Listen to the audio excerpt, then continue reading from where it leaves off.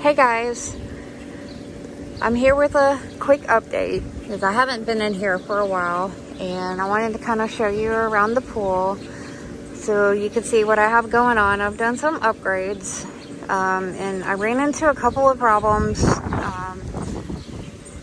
along the way, and I had a couple of leaks and things that I had to fix and things like that. And so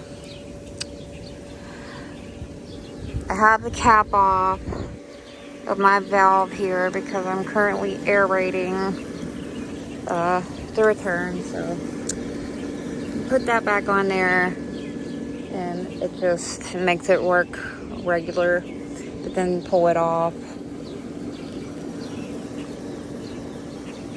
It does that. So not a really huge big deal. But anyway, the first upgrade that I got was the big 16-inch, 3,000 gallon per hour sand filter pump that has a new digital timer on it. And then it has the new aeration technology like they advertise. And I took my Coleman valve off of there and put a new Intex valve on. And then I have my automatic pool cleaner, my Dolphin E10, which is currently running inside of the pool. And this is my old sand filter pump that I'm running on this side. And I upgraded over here.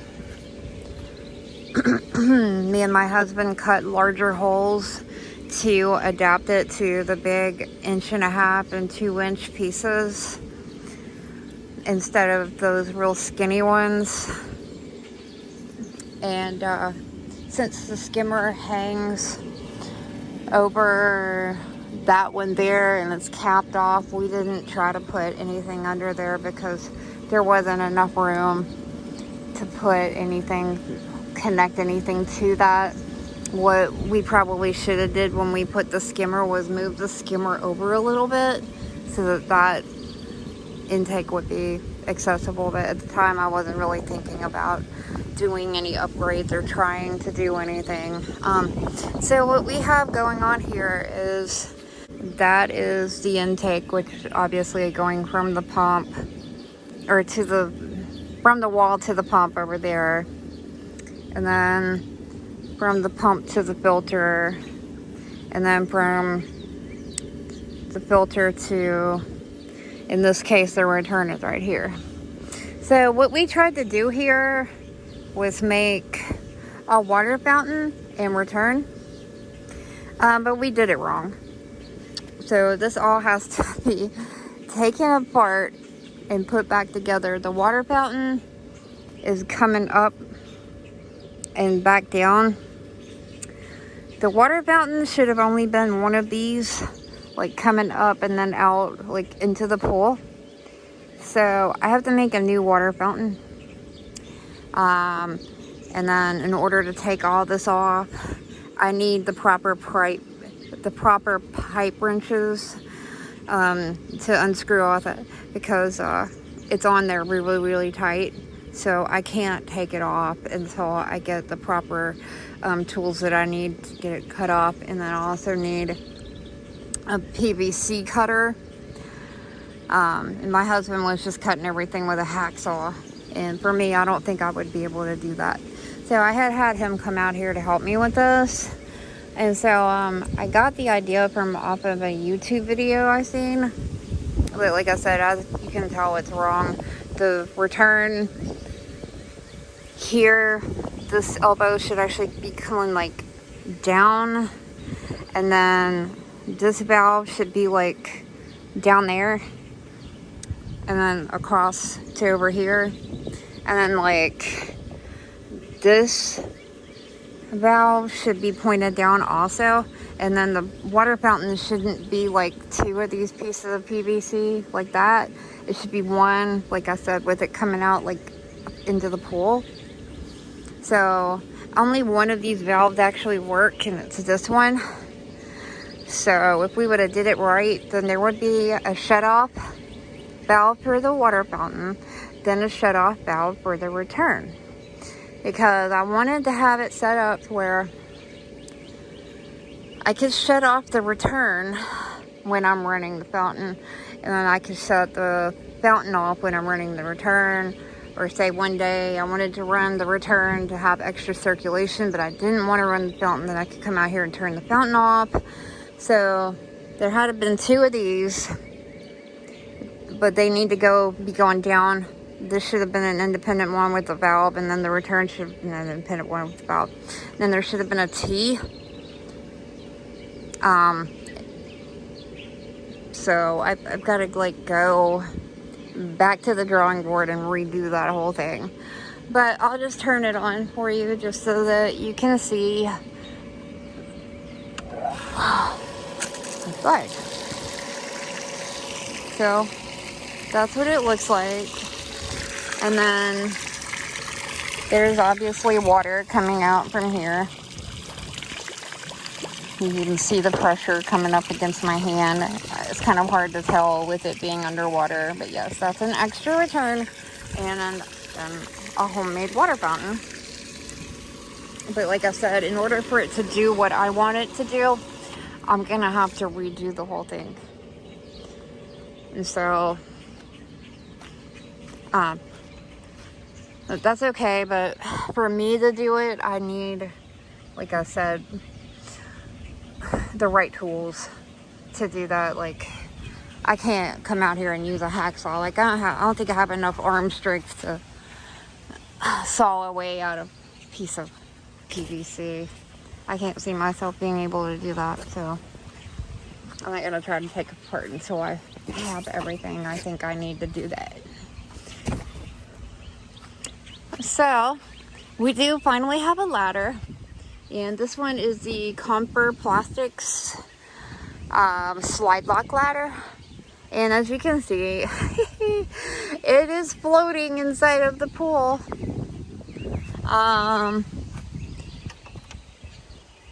I did tie it down, and I did put some sand weights inside of there, but it's still floating.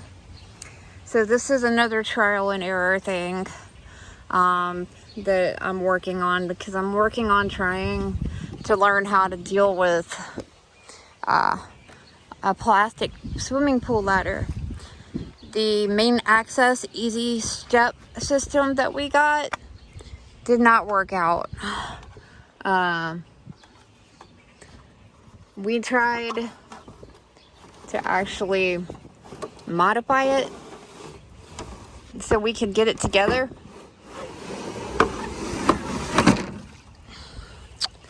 And that didn't work. So I would not recommend that you buy the main access ladder and steps. I should have paid attention, because there were a lot of reviews on that ladder saying that it was almost impossible to assemble. There were people who had other problems with it. So I started thinking, well, it's probably because they weren't following the instructions. So I went ahead and got it thinking we'd be able to do something with it. Wrong answer. It did not work.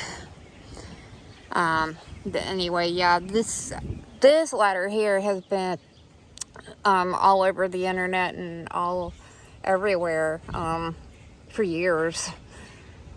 I found this off of Facebook Marketplace after I got screwed out of $300 over that other one. The guy was selling it, and I went and bought that from him, where I got it, because they right now want like $300 for this ladder, brand new right now. Everything is double and triple the price that it used to be. This ladder here used to be $199. Now for one of them cheap little metal ladders that always rust out, they want $199 for that. This year I paid $600 for my new 16-inch sand filter.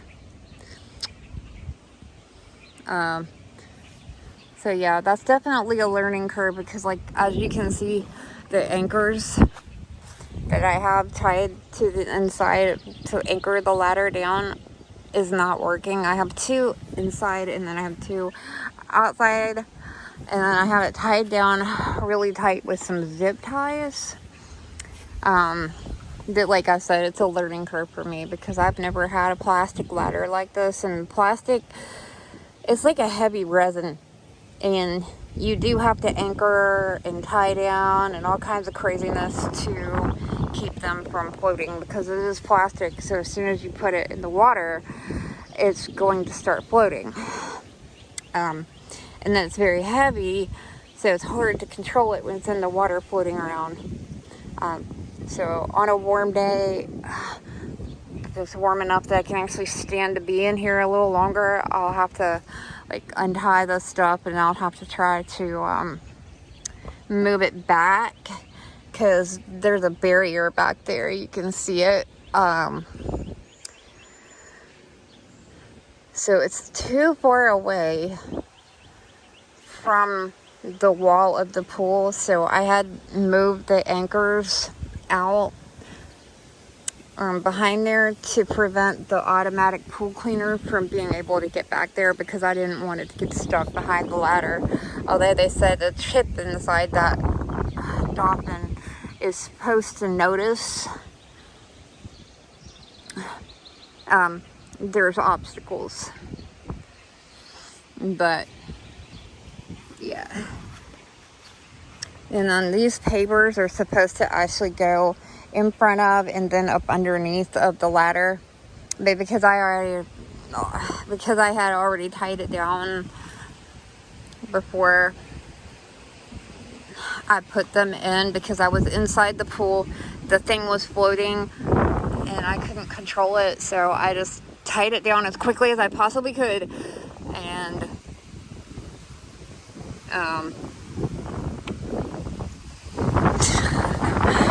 and I kind of had no choice. So, but I'm glad that we got this one.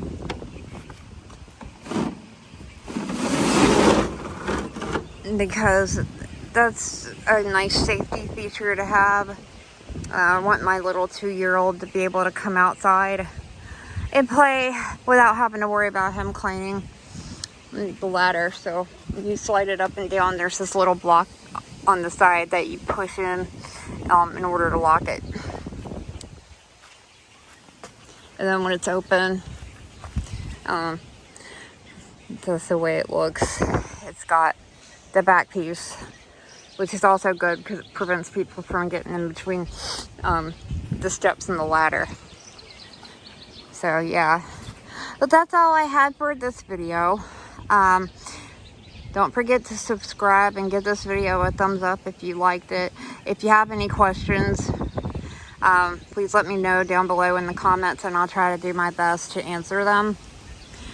And make sure you go check out my video about the Dolphin E10. There is a unboxing and first impressions, and then there is also a final thoughts and review video. So I'll try and come back in here soon to make another video.